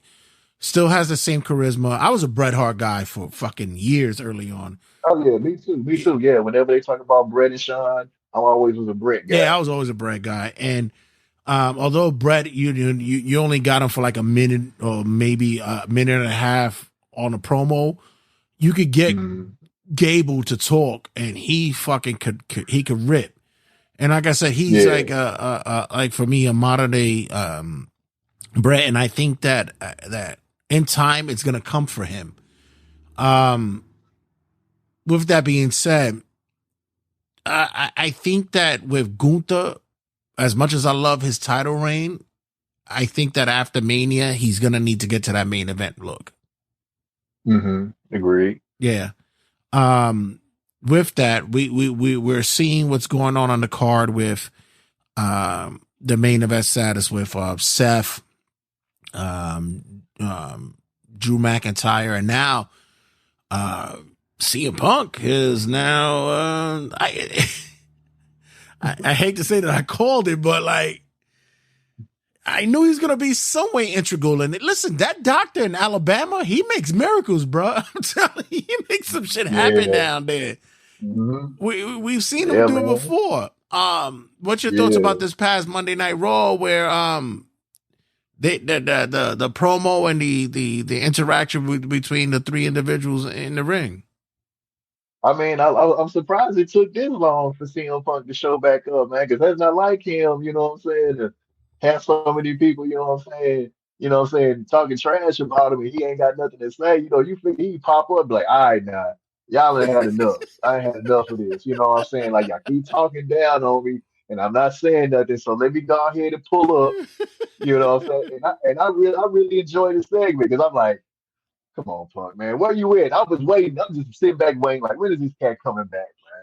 You know what I'm saying? Like, hey, like, yeah, you can't get in the ring, but ain't nothing wrong with you come out saying something. You know what I'm saying? So, because he definitely owed Drew some receipts, man. Because Drew McIntyre, I remember when everybody was so happy for him when he won the belt and everything, and then a little after that, it was like people was calling him Bland Drew and you know what I'm saying, stuff like that. But then now, man, pretty much the pettiest hate on the block right now.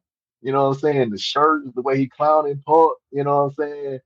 Talking to Seth Rollins, man. This is the best Drew has ever been, you know what I'm saying, Mike wise. And I just hope he keep the pettiness going.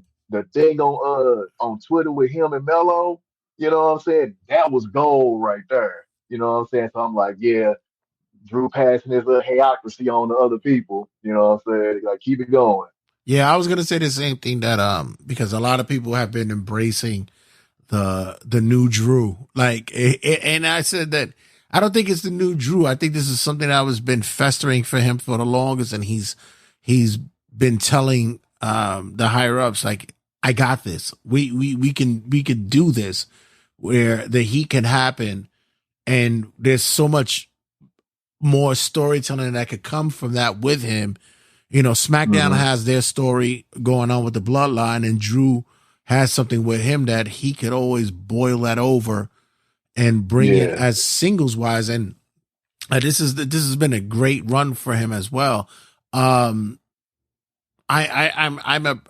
more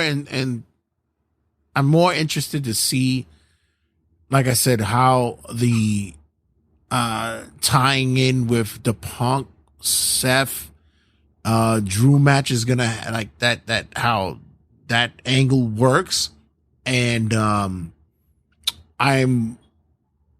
I know you've listened to what I've said on the podcast in the past couple of weeks. Is like, what's your thoughts about Damian Priest and his position here? Yeah, I was talking to a boy yesterday, and he was like, "Man, I'd be completely forgetting that Damian got the briefcase." You know, and that's what they say. That's what you're supposed to do. You're supposed to forget he has it. Mm-hmm. And because it's been a while since he's even tried to cash it in, and like you said, it's probably like when he actually does it, it's gonna be so unexpected. We're not gonna see it coming. And there's so many scenarios it can play out. Like, I mean, he could cash it on set, you know. And the funniest thing, and I'm pretty sure you heard this, is that Drew beats Seth, and then Damian cashes in on Drew. You know what I'm saying? Which would be pretty ironic because Drew has pretty much stopped Damian for cashing in so many times. So that would be karma, you know what I'm saying? And I could just imagine Drew McIntyre going over the edge even more if it happened to him like that. You know, but I'm like, when Damian won it, I was excited for him. I'm like, yeah, I want to see this man with a title. But now as all these things keep changing, you know what I'm saying? It's like, when is the perfect opportunity, you know what I'm saying, for him to cash it in on who? And then when he does get it, you know, with Punk in the fold, you know what I'm saying? Like, how long would Damian even have the belt? Well, the best part for me is to think, because I've been telling people, I said, Philly is nothing but the seventh borough of New York City. Like, it's like, it's just an extension. So the Puerto Rican and the black crowds would fucking embrace the fact that he cashed in, right? So I'm thinking that if Punk is there on commentary and he hits maybe a GTS on motherfucking Drew after he wins the title and Damien comes to cash in, that crowd would fucking pop because they're already like they're anticipating it. So I would love to see that happen, because after that you get even more bitter Drew happening. Yeah. So really depending on when he is. Right. And the real thing after that is to get the bigger storyline for Punk later on down the line. But, we're looking at a small window with Punk, because as much as we want to see the CM Punk and Seth Rollins story going on, he's only got a small window because, we see that he's been injured numerous times and such. So, the Mania moment that he wants, I kind of see him on that level of Shawn Michaels, where it's going to be that he's only going to be a Mania Punk kind of dude. Yeah. So that was my biggest, everybody talked about the attitude and all that stuff. The biggest thing that I was worried about with him was him being so injury prone. That was my biggest concern with him coming back. Right. Because it's like every time in AEW, whenever he seemed to get rolling, he get hurt. And then it ain't like he just missed a little bit of time. He would miss a lot of time. Come back. All right, back on track. Hurt again. It's like, damn, you on I like her, but it's like, man, you on some Tegan Knox vibes right now, man. Wow, what a comparison, CM Punk to Tegan Knox. Don't stop. On the flip side, I'll go with what was happening with Roman and Cody stuff and The Rock. Is it we just saw this past Monday Night Raw where they took it up another level, and everybody sitting there saying, "Is the PG era over? Are we looking at the Attitude Era again, or what are we looking at here?" Yeah, because they definitely turning it up. You know what I'm saying? I was surprised when I watched the top 10 moments and they didn't black and white the screen with the blood. I'm like, oh, okay, we really on some changes now. That kills me when they do that. I'm like, why are y'all doing that? And then it's funny that the story came out about how people upset with The Rock, the profanity, and then yesterday they just let it loose. You know what I'm saying? Everybody, I think the PG era, I think it kind of big on, it's like we never gonna get the Attitude Era, because we grew up in the midst of it. You know what I'm saying? We grew up in, when it was at its apex. Right. It's never gonna be that, but it can get close. You know what I'm saying? And letting The Rock do what he does, let Punk do what he does, and loosen the reins on everybody else. You know what I'm saying? It's great to see, and that's part of the reason why everything's been better. Is everything don't seem like it's all uptight and controlled. Everything is not conservative now. I think for me, it's I don't think that it's Attitude Era stuff. I think it's more of a mature movement, a little bit more. I was speaking to our boy Hank Flanagan about it today, and he's like, you got to think about it how generational wise or demo wise, it's like the Attitude Era viewers are now, they're in their, 40s, 50s, whatever the case may be. Yeah. The Ruthless Aggression Era viewers, they're now in their, 30s and such, or, 20s, 30s. And now the PG era, they're maturing into their 20s and such, their early transitions. And you got to look at how you can't keep that momentum going for a certain audience if they're not being progressive. And I had told them, I said, I'm more of in that area where don't baby talk people anymore. You know, Yeah. When you have a blood feud, have a blood feud. You know, if you have individuals who are tired of somebody's fucking nonsense going at them, then let them be real about it. I think everything with that, as well as the way that they're shooting it now, the you could tell that the buck-tooth beaver is gone. Like, it's shot so fucking differently now. And I'm so happy that you know, you could feel that slowly but surely it wasn't a big punch in the face to say that this is what we are now, that they're slowly but surely showing the different changes that are happening. Yeah, because you can't, like, sometimes some of the best things with the angles and the visuals is what's going on in the background. It's like it's people right in front of the camera talking, but it's something going on in the background. You trying to peep, like who is that? Did you peep the Heyman and Drew McIntyre conversation in the back? Yeah. I saw it. I'm like, is that Heyman Drew talking to? Man, I love that, because this is like you know, they do it on NXT where you focus on this, but it's something going on in the background. And you like, oh man, what is that lead gonna lead to? Yeah, man, that's great work right there. Yeah, I think that's what's the smart, I guess the smart,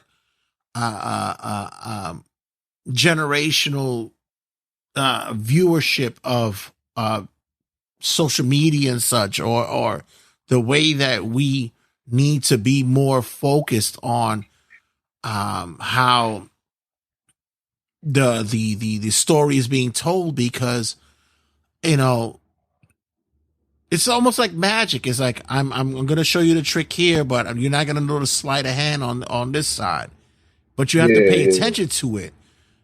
I appreciate that. And I love to have those Easter eggs or those extra moments to where people have to be on point for that.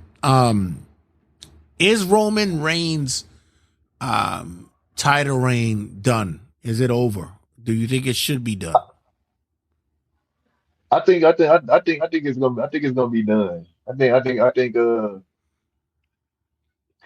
Cody's gonna take it, and then it's gonna be a while before we see Roman. Roman's just gonna be like on sabbatical, you know, and they gonna let Cody run the show. Like, Cody's gonna be the face of SmackDown, you know, and we'll see what happens, you know, like with like Jimmy and Jay and Solo. We'll see what happens with that. But I think it's time. You know what I'm saying?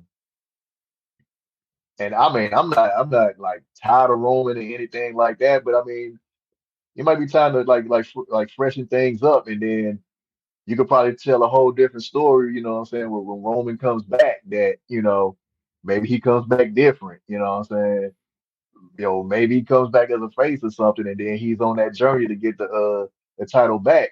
But also, you know, we could see like some, you know, some fresh matchups. You know what I'm saying? We could see Cody take on, you know, Bobby, or take on, Karrion, or whoever else that they might step up. You know, AJ. You know what I'm saying? LA Knight. People who you would like to see. You know what I'm saying? Get a shot at the title. You know, because Cody gonna need to fight. You know what I'm saying? Some different people. You know, when he got that belt. I wouldn't be surprised if at Mania Roman wins. And it's because Cody is such a fucking stickler for being like his father with great storytelling. And I'm not mad at it. I mean, you and I came up in that generation. We've seen, you know, that kind of storytelling with that. Dusty didn't win like championships. He was a fighting underdog for like years on end, you know, and to fight for underneath. And a lot of times people don't understand that that's where the money is at. The money is to be that fighting guy. Let him do the, you know, the other avenues of angles and such and storytelling and then get him back to that area again. But now it's so different because everybody's so ADD that everybody wants instant gratification that it may or might not happen. But I won't be surprised if that happens. And I wouldn't be mad if he does lose. I really don't. I don't see it. I don't see like there's a downfall for that if it's done right. Yeah. Okay, then let me ask you this. Do you think at some point that, because it's funny, because like the crowd changes, will flip on you so fast. Right. You know what I mean? It's like I'm kind of surprised that it hasn't happened yet. You know what I'm saying with Cody, that like nothing has changed. You know what I'm saying? The pop's still the same, the excitement's still the same, the love's still the same. And like you said, the way, especially in this day and time, people get tired so fast. Right. You know what I mean? And I'm just wondering that if he don't win, you know what I'm saying, or people gonna be like, man, we got to go through like I say, people like us, we understand it, but it's like with the typical fan now, where they just be like, oh man, again, he got to go through the long process again, where they get bored of it. Yeah, but like I said, if it's done right, where he doesn't get it, like I wasn't really sure with the stip with because I had you heard me before. I've said Roman's gonna fight twice. I said at Mania. I said he's gonna wrestle twice. I said that, but I with the stip of the tag team match and such like that, I'm like, okay, all right, that kind of works and such, and let's see how it plays out. With the whole will they win night one? If they don't win it, it's cool to what it's gonna be. Yeah, I say that this is a good time, especially for our generation, that we're marks. And I can't wait to be marked. I can't wait to be fucking played. I want to see it. Yeah. I want to see it. There's so many ways it can go. It's like we think we know, but man, like I say, they just keep adding layer after layer to it, you know? I just want to ask you, before I move into the AEW side, your thoughts about what's going on with Bailey's storyline. What you think about that? Yeah, it's like it's like, I mean, it's been cool, you know what I'm saying? You know, Bianca being, like Naomi just accepted Bailey, you know what I'm saying, right off the bat. Because like I said, she hasn't been there, and she just like, look, damage control, what they doing is wrong. I got her back. And then Bianca like, man, I mean, I just like it because it makes you think, you know what I'm saying, is that gonna be something with Naomi and Bianca, because they like on opposite sides, and Bianca like, all right, I guess, but I'm doing this for you, not for her. Are we teasing a turn for Bianca? It seemed like it's something. I mean, he was like, oh man, she about to be on her Drew McIntyre. you know, she about to be Drew. You know what I'm saying? But the thing is that her Naomi and Bailey, none of them are wrong in this situation. None of them are wrong. Right. We understand. None of them are wrong. We understand all sides. But it's like sometimes you gotta like put the stuff aside, because we've seen people who don't get along work together for the greater good, and damage control needs to be stopped. You know what I'm saying? But I think they need to. It does seem kind of like Bailey, like her storyline's kind of been like pushed to the back. That everything was so much everything else going on, and it's like, damn, Bailey did win the Royal Rumble. You know what I mean? And I expect Bailey. I expect the downfall of damage control as far as all of them having the titles. I think Bailey's going to win it. It's just that she just need to get her crew together to even the odds, and then Bailey got this. I like the slow build. The whole thing with Bianca, and then we'll see if they get Jay for a fourth member or Meechin, because there's something going on with her. She's talking about she's tired, she's getting fed up. You know what I'm saying? So she's somebody who's had history with damage control, so she could get involved also. Yeah, so it's a lot of ways they can go, but I think, you know what I'm saying, they progressing it slowly, and I think we probably really gonna be surprised how everything turns out. Well, the good thing for me is like I'm looking at how they were so open to bringing Naomi back the way that they did, and she came in, and it's not like they try to bury her. If this was the Vince area, the old head, for her to come Oh back, yeah, he'd have made her pay her fucking dues. No, the right thing oh was to yeah, keep her and bring her in, and she's an integral part of all this. I love yeah, that. That's a great thing. That smart. yeah, because it was.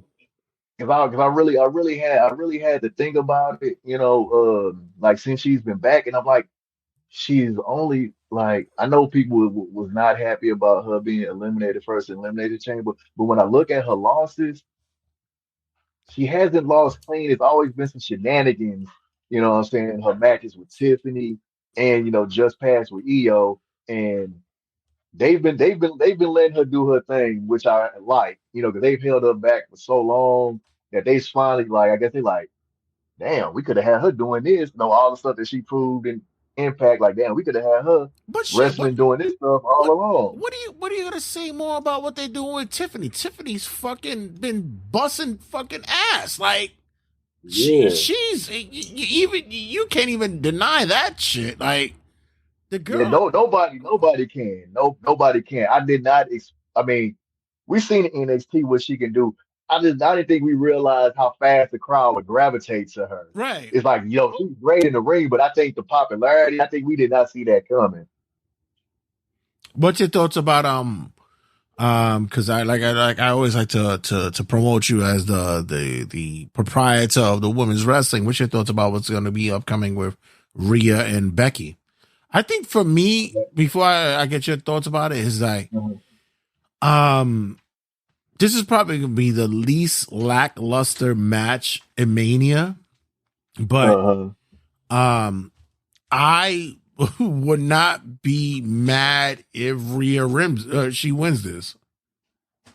Dude, I've been saying this on my YouTube channel, dude. For some reason, right now, it's just me saying this, man. I think Becky might get washed. You know what I'm saying? I think it might be a Sheamus Daniel Bryan situation where Rhea just destroys her. You know what I'm saying? I don't know why. I just got this feeling, because think about it, Becky is killing herself in all these matches. You know what I'm saying? It's like, and I'm like, Rhea, I'm like, I understand you got beef with Nia, fine, but you messing around with crazy ass Liv Morgan, you know what I'm saying? Yeah. You know, she always gonna try to prove herself, do something crazy. And it's like, you got Rhea over here not putting her body on the line. She's just chilling, you know what I'm saying? And then by the time you get to Mania, you're gonna go all out, and then you're gonna put out, and Rhea just going like, man, she might mess around and do her like she did Bianca in SummerSlam a couple of years ago. Yeah. You know what I'm saying? It might be that quick. I just got this feeling, man. I just got this feeling. As much as I thought it was going to be a feel-good moment that Becky wins, and I'm like, no, I really believe that Rhea's going to she's going to make it bad. Like, it's not going to be a good look. Yeah, because I had a feeling that, like, if Becky is, because Rhea's probably the most popular woman on WWE, and it's like, if Becky wins, will the crowd turn on her? Oh, definitely. Hell yeah. Depending on how it happens, definitely. Yeah.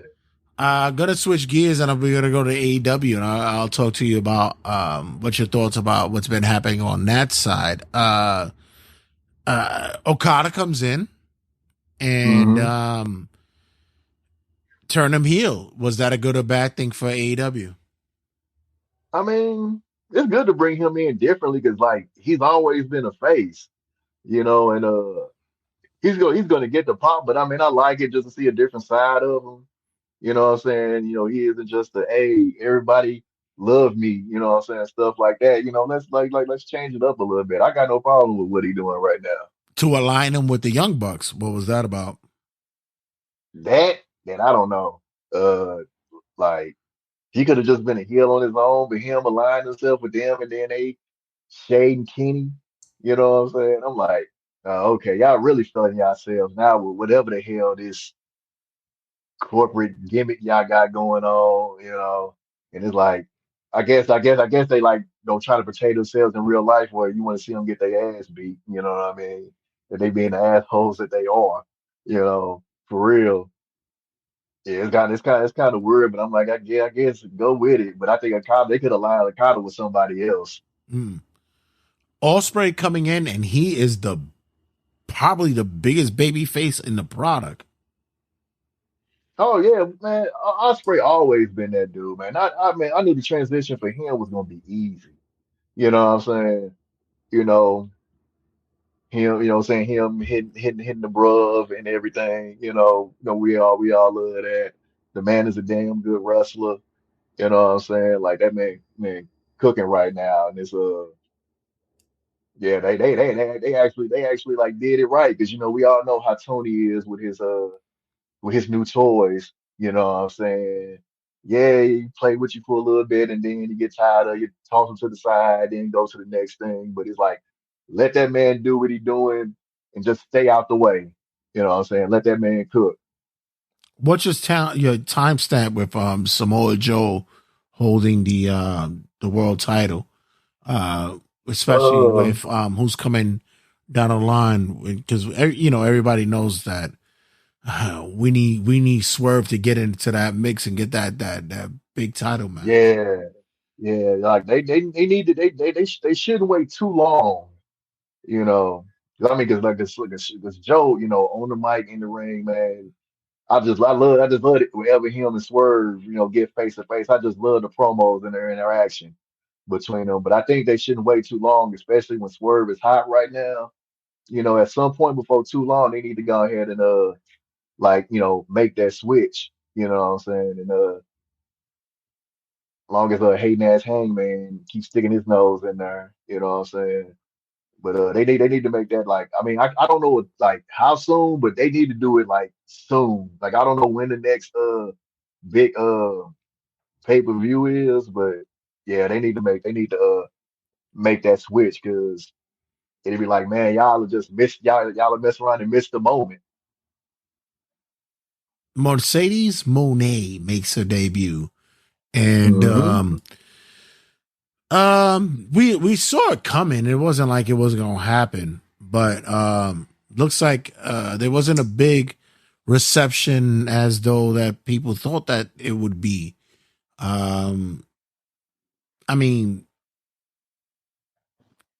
what do you think? Is it the loss of from the company, or do you think that it wasn't presented properly, or was it that she's just not as big as a draw that people thought that she would be?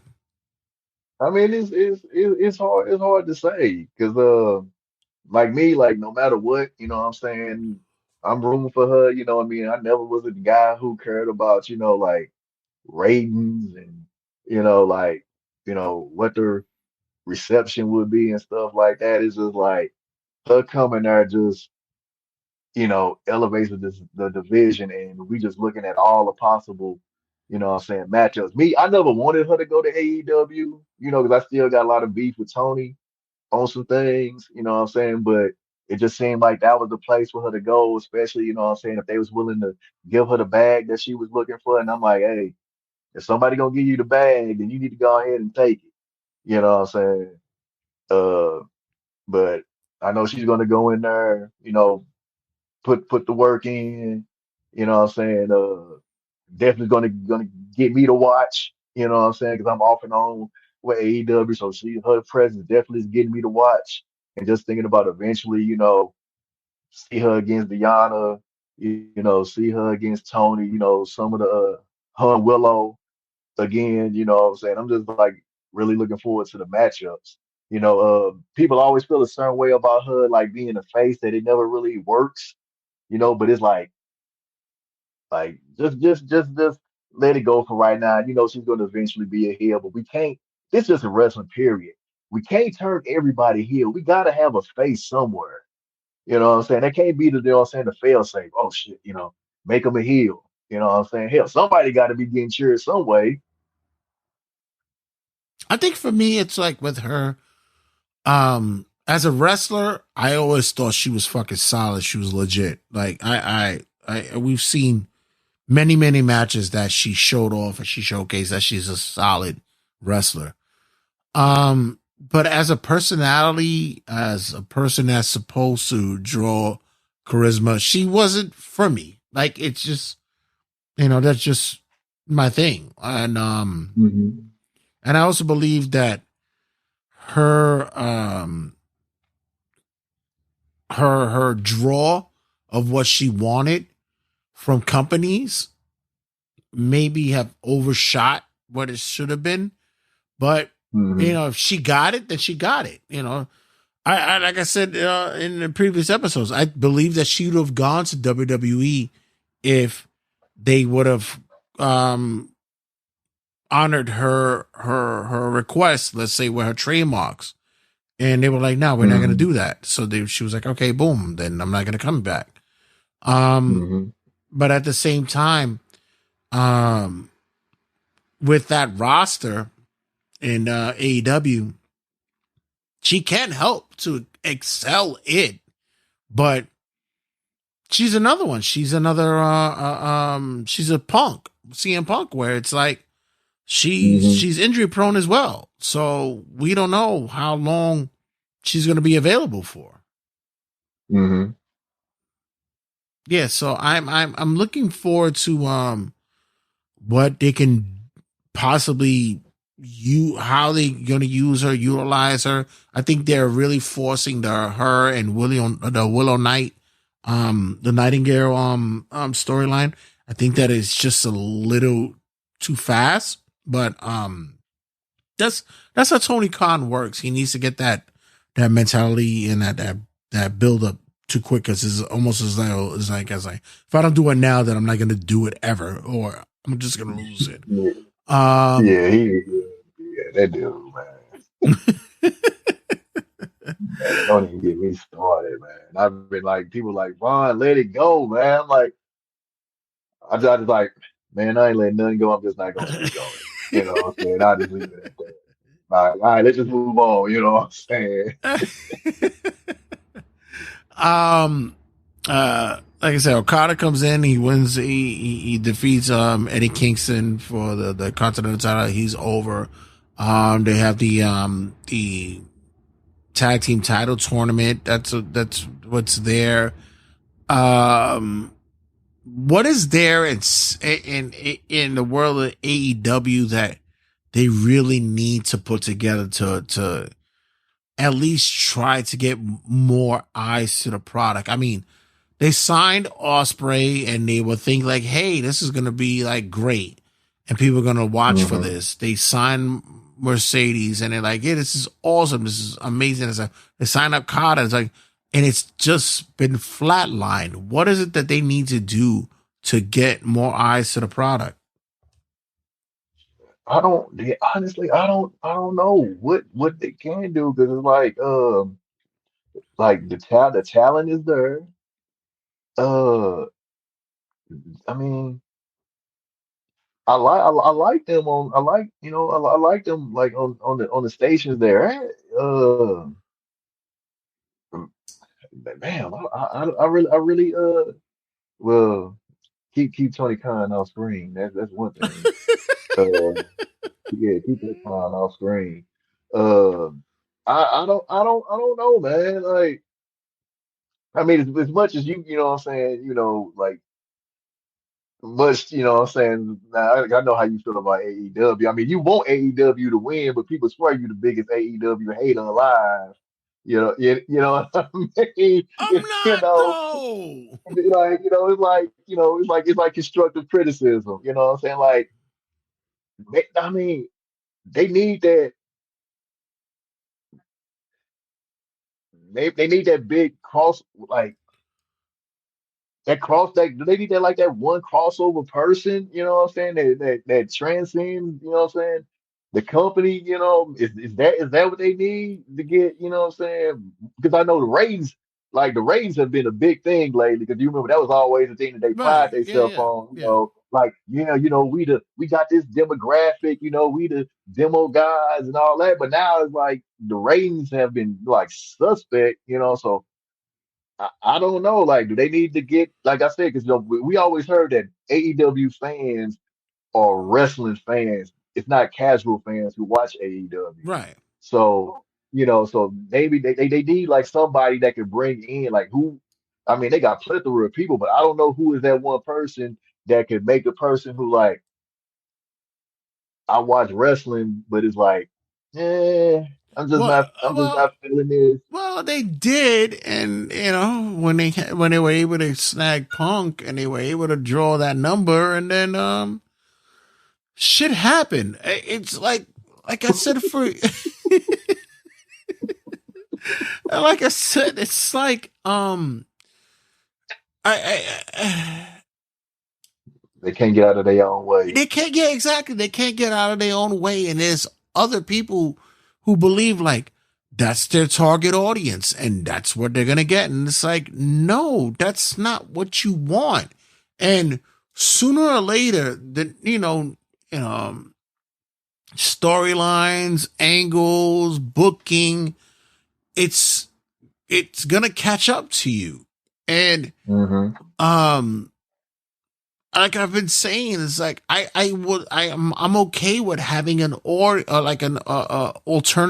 audience understand that there are other types of wrestling, but like when I would watch WWE years ago, I was fucking pumped to watch on Thursdays TNA. I was pumped to watch it.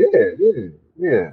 And I wanted to have that same kind of mentality with AEW when I could go on Wednesdays to watch alternative wrestling from WWE, and it hasn't been there. I'm sorry, it just hasn't been there. Right. Yeah. I feel you on that. Because it went from for well, like I said, it's mostly Tony, but it's like like I say, I watch, like saying the people who I like to see. I said I may not watch the whole show, but it's like, okay, who's wrestling? I'm gonna watch them.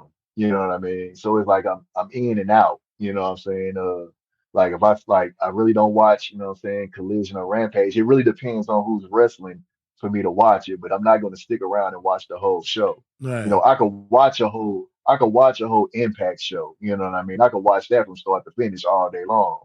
Like some of the other stuff, like whenever I try to watch MLW, because it's like it's fresh and it's new, but it's so much going on that it keeps me engaged. You know what I'm saying? It keeps me interested. AEW is just not like fully keeping my interest. It's like if some certain people is on, it's like, man, fuck that. I'm out. You know what I'm saying? And okay, so and so coming on, so I'm gonna keep like coming back to see if I can catch him or her, you know what I'm saying, on the screen, and I can watch that segment of that match. Before I let you go, just want to quickly ask you your thoughts about the build up for WrestleMania. Is this something that you could tell other people like, you need to watch this, or is it like years ago that you sat there and said, hey, it's just a big event or whatever? Is this something that we need to fucking spread the word about?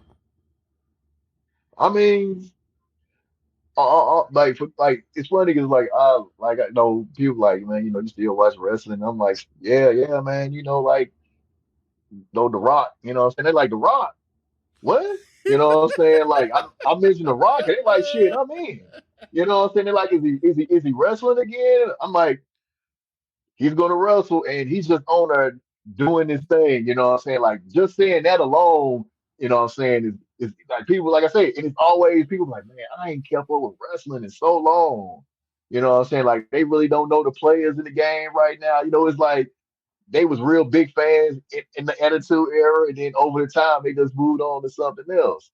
Like me personally, how I'm feeling about WrestleMania, you know what I'm saying? I'm looking forward to it. I'm not saying that I'm like super hyped like other manias, but I'm more up for this WrestleMania than I was for last year's WrestleMania. Right. You know what I'm saying? Not that I thought that it was like it's like certain pay-per-views, you know what I'm saying, premium live events, you like, eh, it's okay.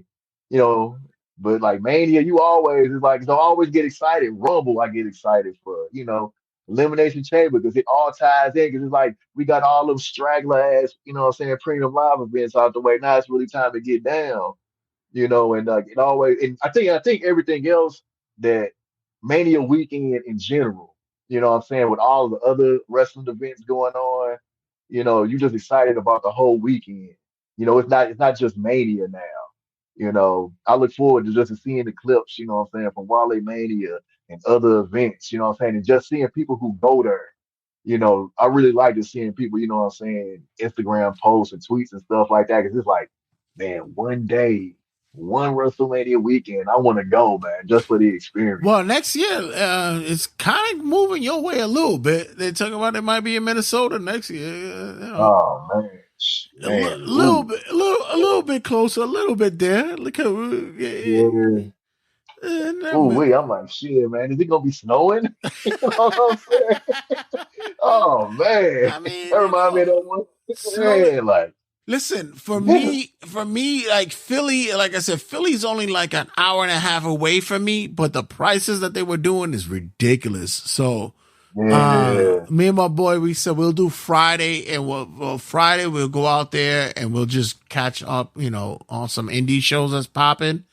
And we'll go and check in and do some of those shows, and then after that, we'll come back home. And Saturday and Sunday, I got a nice bar where they're gonna do a venue for us and an event. I said we'll just catch it over here, man, because it's insane. Yeah. The money went crazy for that. But other than that, bro, once again, thank you for your time. When are you gonna start playing WWE 2K24? Yeah, man. Like once, you know what I'm saying, we get the move done and get settled in, I'ma get it. Cause I wanted to get it, but I was like, you know what? Let me get this out the way. You know what I'm saying? Let's make sure we got everything set, get established, you know what I'm saying? Then I'll get it, and then I'm definitely going saying, like, cause like I say, I love listening, y'all talking about the game and your experience in it so far. You gonna lose your shit on this. You gonna lose your mind on this, bro. I was like, man, I'm just like, yeah, it's coming, you know what I'm saying? So give me another couple of weeks and I'll be on it. I'll be on it for sure. I want to know what your thoughts about with the live streams, all that popping, and what you're getting into, and especially definitely your feelings on it. But as always, bro, let everybody know where they can get you at and where they can connect you with. Yeah, man. You can check me on my YouTube channel, JV Lewis. You can catch me on Instagram and Threads, JLew77, and what I'm saying, Twitter and Snapchat, JV Lewis 77. So that's where y'all can catch me. All right, brother. Once again, thanks again for your time, man. Lovely, lovely, lovely, lovely moments with you, man. We always do it up over here, bro. And thanks again, and much love to the fan, man. All right, no problem, man. Same to you, man. It's all love. All right, man. I'll holler at you latest. All right, man. Be easy. 5, 4, 3, 2, 1, 0. All engine running. Liftoff.